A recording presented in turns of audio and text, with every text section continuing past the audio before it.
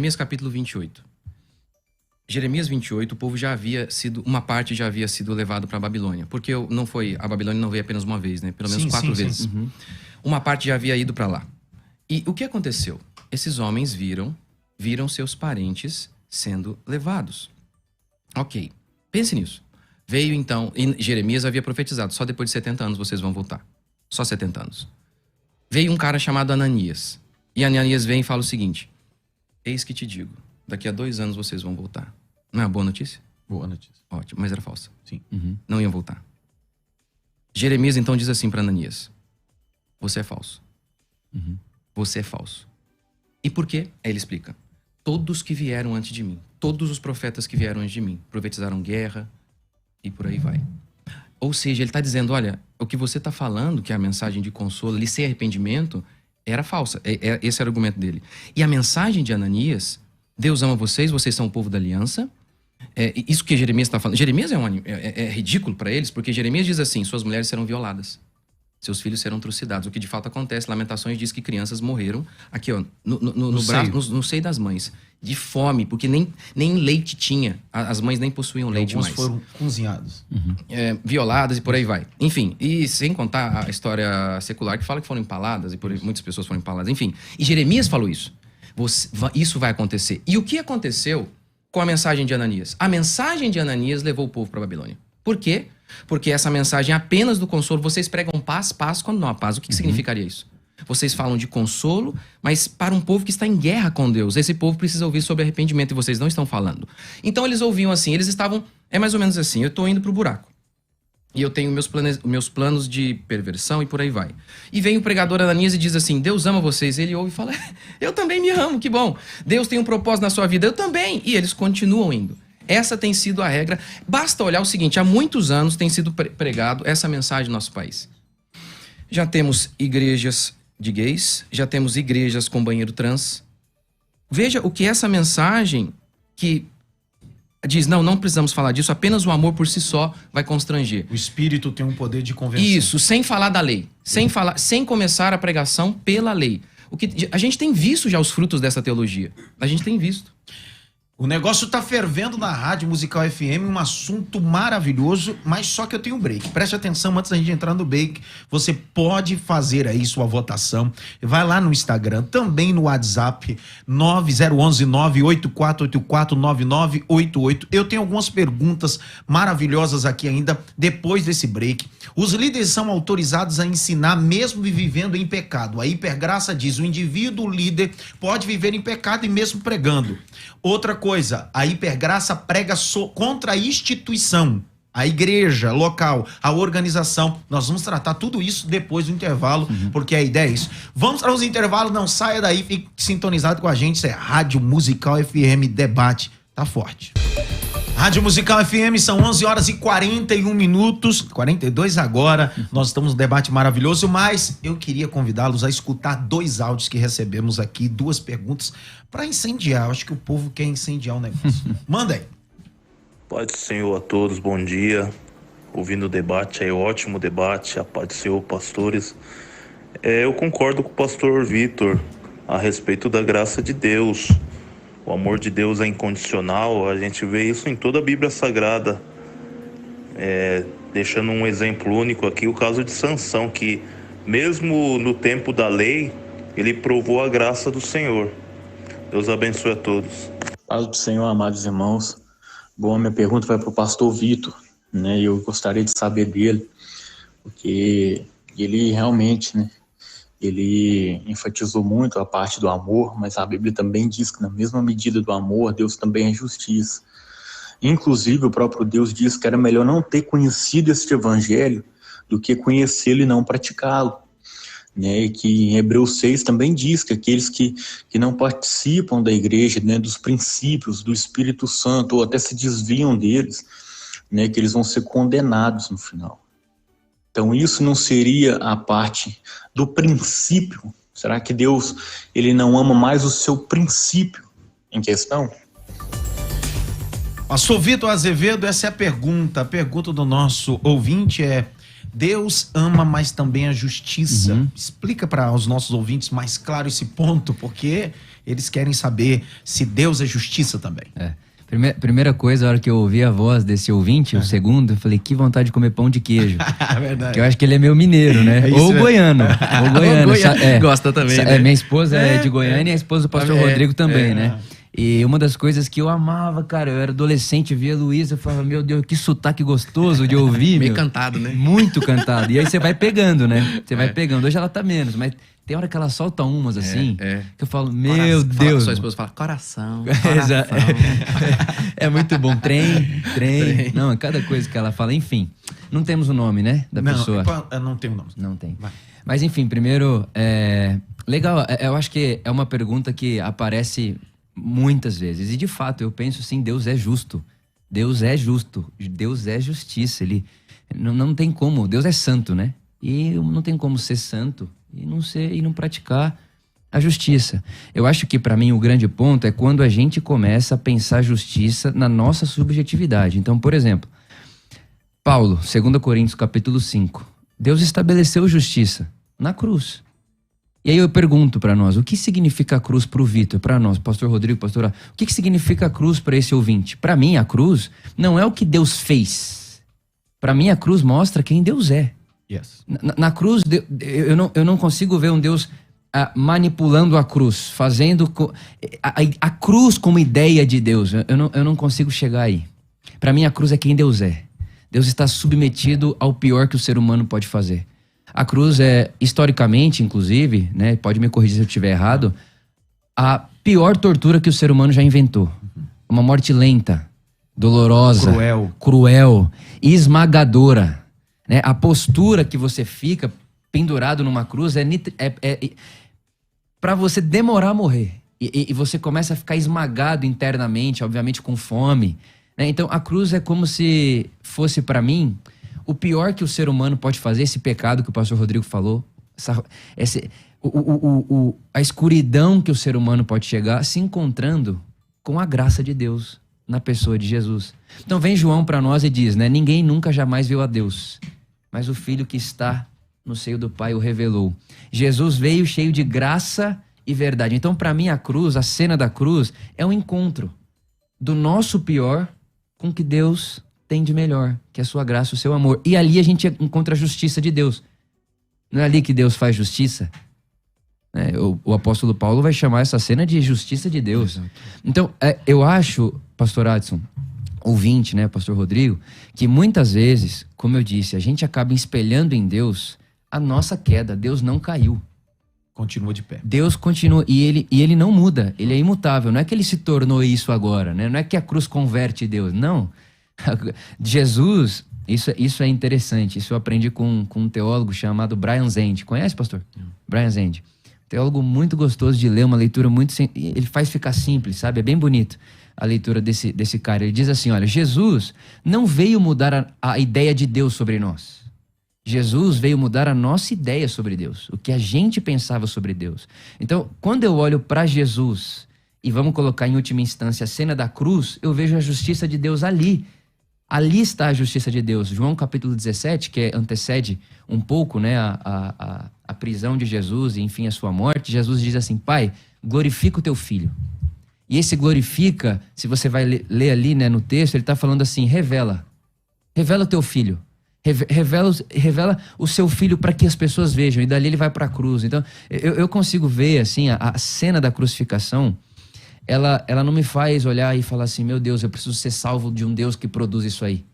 Eu quero abraçar esse Deus que se submete a essa feiura humana, entendeu?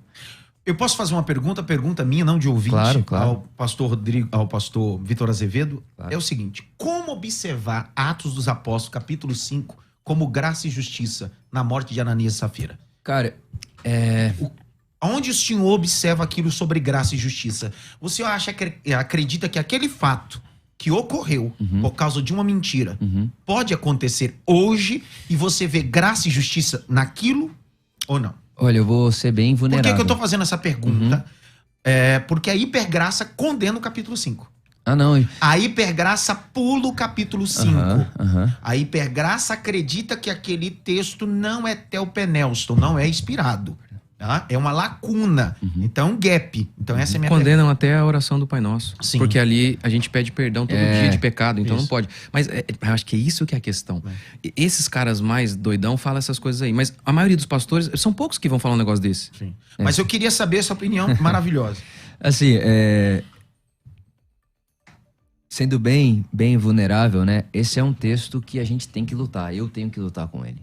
Eu não é uma ou duas vezes que eu já me vi ali debruçado nesse texto e já escutei o pessoal lá que a gente estava comentando agora falando sobre ele e gera um certo incômodo. Só que ao mesmo tempo, eu penso que eu nunca vi isso acontecendo em mais lugar nenhum. Nunca vi. Não de forma nenhuma descaracterizo esse texto, de forma nenhuma. Ou tiro ele da minha Bíblia, de forma nenhuma. Na minha leitura de Atos dos Apóstolos está Atos capítulo 5. E como olhar com os óculos da graça? Essa é a pergunta. me gerando estranhamento. Só que aí o que eu vejo, né? E a gente pode entrar até no assunto, que é como que eu pego Jesus, que é o objetivo, que não é o subjetivo, Jesus é a encarnação de Deus na pessoa de Jesus, e faço Jesus ser tanto o filtro do que passou, como a projeção do que está à frente. Então, quando eu leio, né, e acho que também é uma característica daqueles que a galera chama de hipergraça, só Novo Testamento, só lei de Jesus para frente. Cara, E aí, quando eu pego esse texto, porque esse é o problema, a hipergraça condena o texto veterotestamentário, mas o que eu faço com o capítulo 5 de Atos? Então, Essa é a exatamente, esse é o desafio. Não, e Apocalipse que eu também, né? Apocalipse, mas um monte. principalmente Atos 5. Sim, claro. E assim, né, como que eu posso utilizar Jesus, que é um objetivo, que é a verdade, né? E fazer uma projeção para esse lado da frente também. Porque eu não luto só com textos do Velho Testamento. Eu também luto com textos do Novo Testamento. Então, assim, eu não tenho uma resposta aqui que eu vou te dar. Olha, eu penso isso e é ponto final. Não, cara, aquele texto me incomoda. Aquele texto me incomoda. Me incomoda em que ponto? Me incomoda, cara, porque eu não consigo fazer um paralelo. Crer num Cristo que tem o poder de matar Ananias e Safira por causa de uma mentira. Eu vejo um Cristo que morre, né? Não que mata. Exato. E eu tenho muita dificuldade em pensar Deus como um ser capaz de matar dessa forma. E aí eu acho que é O conflito. o conflito. Porque na cruz, se eu não vejo o que Deus faz, mas quem Deus é, eu vejo um Deus que entre matar e morrer, ele morre. Eu vejo um Deus que, podendo matar, ele escolhe se entregar. Então, fazer uma interpretação a partir da cruz, né? Em Atos 5? Não é simples. Eu não tenho nenhum problema. Essa é a Pra pergunta, mim, por exemplo. Essa é a pergunta. Eu não tenho dois deuses. Isso. A hipergraça condena o capítulo 5. Tem dificuldade de interpretar ou de argumentar o texto. Por quê? Porque o capítulo 5 se parece muito com o texto do Torá. Quando a rebelião acontece, Deus abre o chão. Ou o Salmo 137, né, em que o autor, inspirado pelo Espírito Santo de Deus, diz: bendito aquele que pegar o seu filho, ao filho da Babilônia, e esmagá-lo contra a pedra. E aí? É por isso que a hipergraça, ou o antinomianismo, ele é terrível. Porque o que você tem que fazer? Porque tem muita passagem falando que Deus mata. Tem muita passagem falando sobre isso. Como que você vai fazer? Ou você ignora, como muitos fazem. Muitos ficam fazendo isso, porque escolhem, salpicam os textos.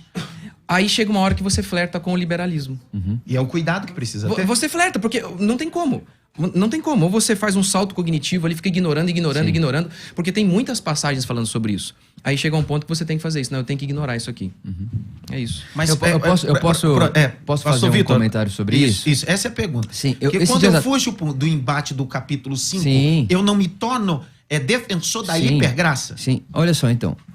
Esse dia, acho que tem 2 domingos, mais ou menos, que eu preguei lá na Por Amor uma mensagem lá em Deuteronômio. Fui lá para Deuteronômio, onde Deus começa a falar com o povo de Israel a respeito dos despojos da guerra. E quando você lê aquilo, você, né, em 2022, lendo aquele texto, Deus está falando: olha, vocês vão invadir um território lá, e se vocês ganharem a guerra, vai ter umas mulheres lá. E você pode achar uma mulher bonita. Se você achar uma mulher bonita, pega ela, deixa ela raspar o cabelo dela, leva ela para sua casa, deixa ela chorar por 1 mês. E depois você vai despir ela e, vamos chamar, né, sendo bem franco, ter relações sexuais com ela. Ok, você olha para esse texto de 2022 para lá, você fala: gente, que primitivo. como assim? O que tá acontecendo? Só que se você põe o pé na história lá, aquilo é um avanço extraordinário. Por que aquilo é um avanço extraordinário? Porque na época não tinha regra para despojos. Faz o que você quiser. Essa mulher era mulher de inimigo. Deita com ela a hora que você quiser, não precisa deixar. E o raspar o cabelo, por exemplo. O que é o raspar o cabelo? Respeita o luto. Deixa ela chorar um mês, ela perdeu o pai, pode ter perdido o filho na guerra. Então, quando a gente lê de 2022 pro texto, parece que é primata, primitivo e esquisito. Mas você põe o pé no texto, você fala, uau, apareceu... Havia humanidade, né? Havia humanidade e apareceu um Deus que se preocupa com o luto de uma mulher que perdeu seu filho numa guerra. E que era considerado, talvez, por Israel como inimigo. Né? Então, quando eu vou pro texto e eu começo a ler, vamos falar, né, do Primeiro Testamento, por exemplo. A gente vê lá o textos narrando como se Deus estivesse pedindo para matar crianças. Todos nós... E Deus muda? Não. Jamais. Também acredito que não. Não muda. Deus não muda. Deus é imoral?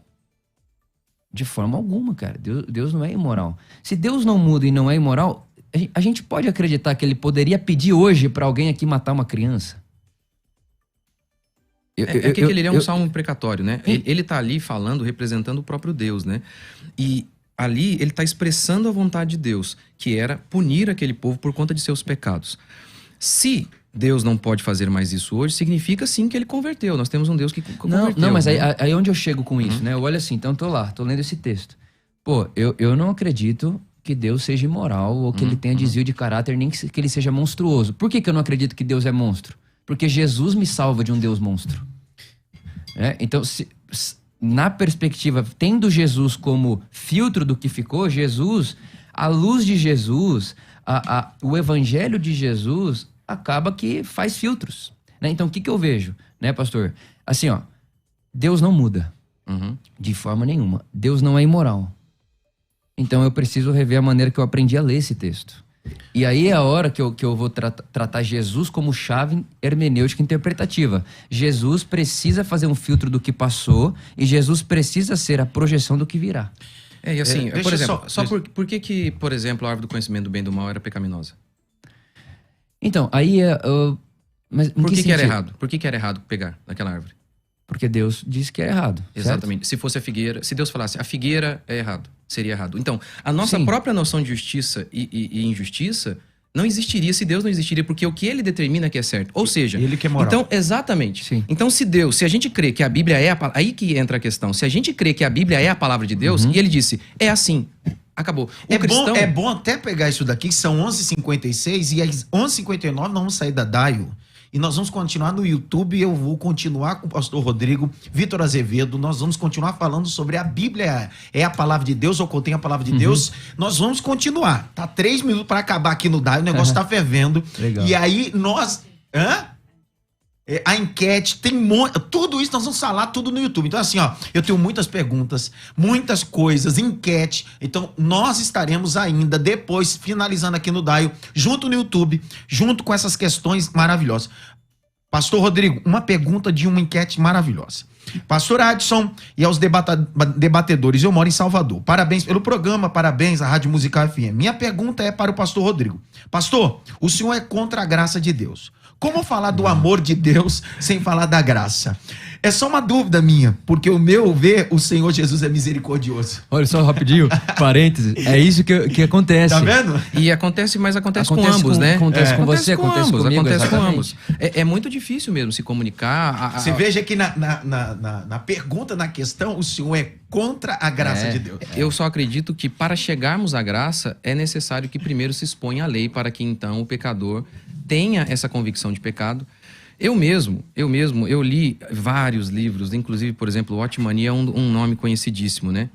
Que, na minha opinião, é uma hipergraça. Ele tem muita coisa que ele fala que é o que a gente chama de hipergraça ou antinomianismo, na minha opinião.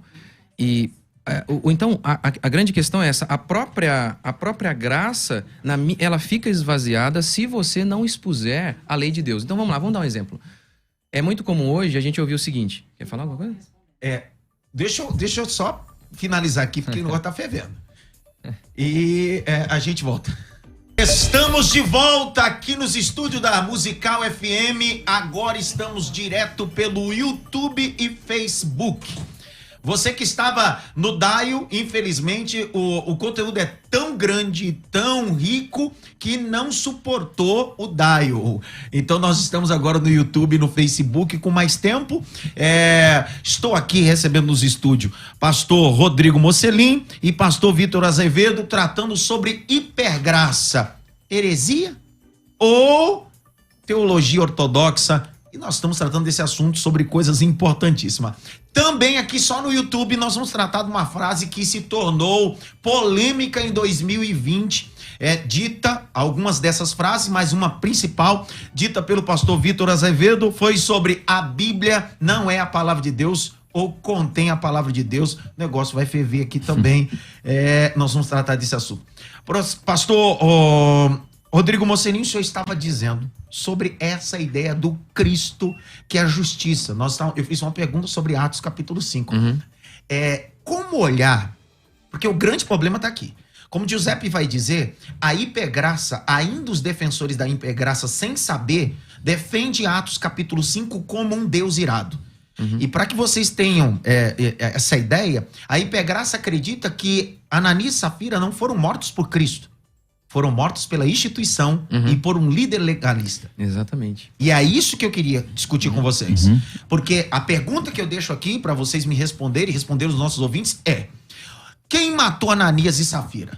Deus. Foi a igreja? Foi Pedro, um pastor legalista?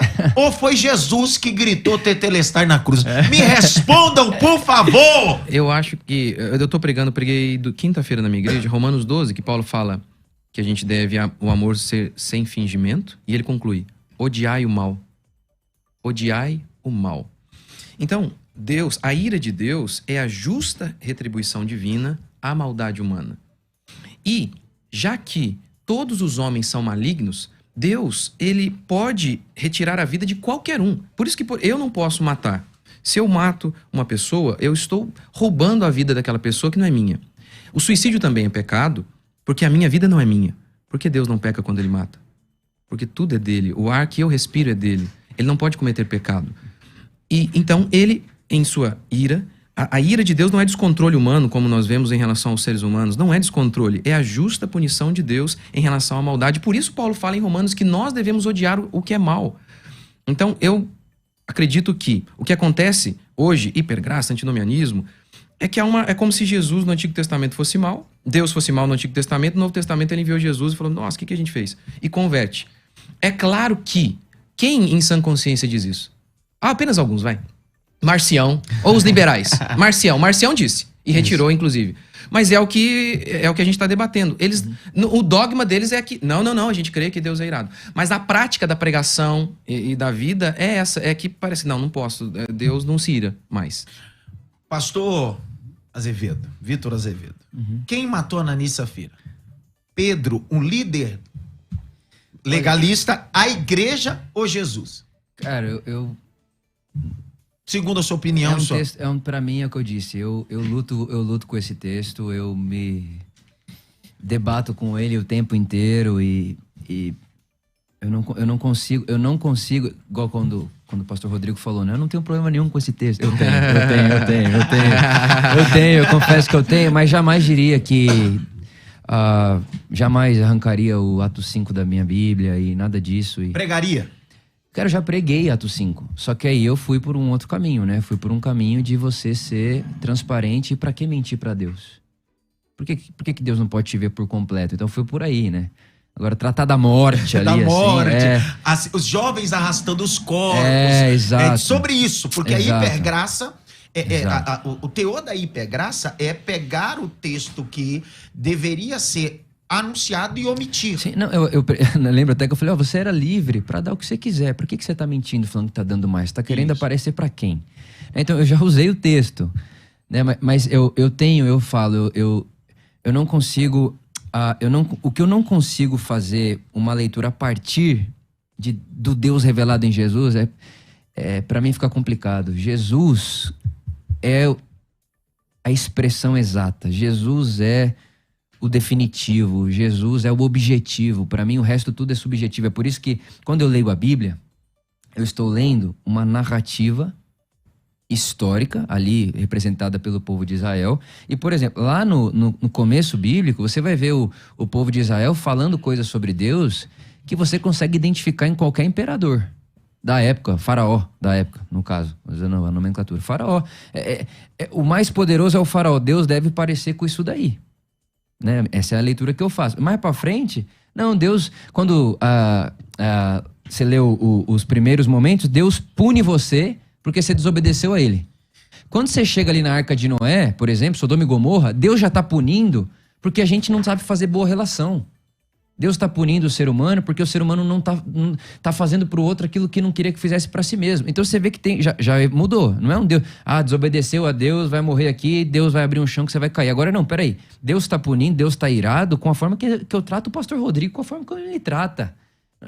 Não é que feriu o ego de Deus. Não, poxa vida, vocês não conseguem ser humanos. Mais pra frente, por exemplo, Jeremias, né, Isaías, Jeremias ali um pouco mais adiante, já tá chamando Deus de marido. Então eu penso que existe uma progressão na consciência humana a respeito de Deus. E quando Jesus aparece, ele não converte Deus. Jesus converte o Vitor a respeito de Deus e salva o Vitor também de construir um Deus à imagem do Vitor. Então, o Vitor não gosta disso. Eu pego um texto bíblico e projeto um Deus que não gosta. Eu acho que eu tenho um pouco de dificuldade com isso. O Vitor não gosta de... O que a igreja faz muitas vezes? A igreja não gosta dessa pessoa, desse tipo de pessoa.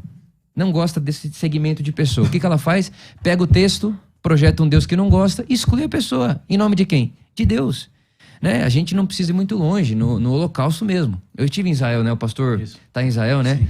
Eu estive lá e, cara, dos lugares que eu mais gostei de estar foi no Museu do Holocausto. Você já esteve lá, pastor? Ainda não. Cara, coisa mais linda. Já foi lá? Já. No Museu do Holocausto? Eu chorei, mas chorei largado. Chorei muito. E foi muito bonito porque a guia que fez esse caminho com a gente, ela era uma brasileira. Na verdade, ela é judia, né? Que veio fugitiva pro Brasil. A avó dela veio e ela nasceu aqui e foi para lá para trabalhar no museu. E ela chegou no final, ela falou assim, ó, pra gente, é por isso que nós, judeus, nós não conseguimos acreditar num Deus que poderia estar ao lado de Hitler. E quando ela disse isso, eu pensei, eu também não. Jamais.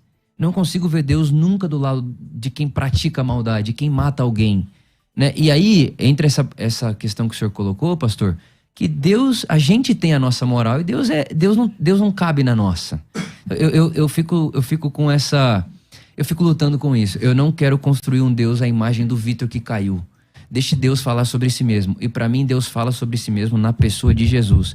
Tudo que não passa naquilo que Jesus propõe sobre Deus, para mim, precisa ser colocado ali de lado. No final, Atos 5 está uma discussão. Por quê? Porque Atos 5, Pedro diz... Vocês não mentiram a Deus nem aos homens, mas o Espírito Santo, a última dispensação, que o hipergraça acredita que o Espírito Santo tem o poder de convencer e etc. Maximiza, né, eu não estou dizendo sobre o conceito, mas ali, literalmente, quem matou. E esse é o grande problema. Então, e ali, veja o crime. Vamos arredondar aqui em valores. Eles pegaram um terreno lá, venderam por 100 mil. Deus mataria hoje? Com certeza. Ele pode fazer o que ele quiser. Eles pegam lá um terreno por 100 mil, venderam um terreno por 100 mil e trouxeram apenas 50 mil para a igreja.